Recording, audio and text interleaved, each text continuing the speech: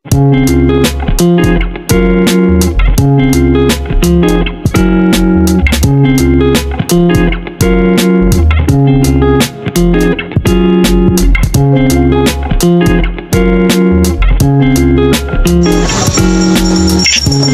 guys!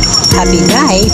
Dahil sa kami ay certified food lovers, hindi namin pwede pagpapasin ang trending na si Diwata Paris Overload dito sa Pasay.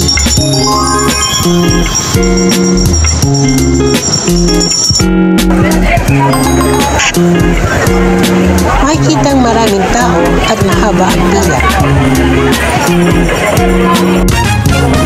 Kaya pumila na din siya. Matyagaan namin inantay ang pila upang matikman ang Paris ni Diwata.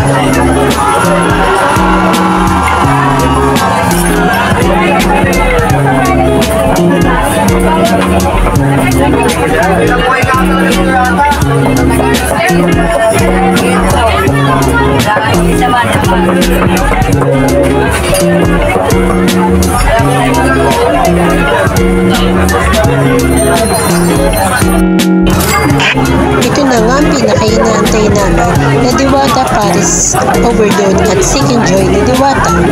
Malaki ang Seek and Joy sulit para sa 120 only kanin at may pa-soft drinks pa. Ang Paris ay talaga namang overload.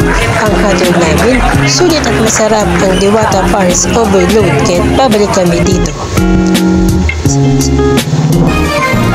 Mabait si Diwata kahit pagod siya ay kusa niya akong nilapitan.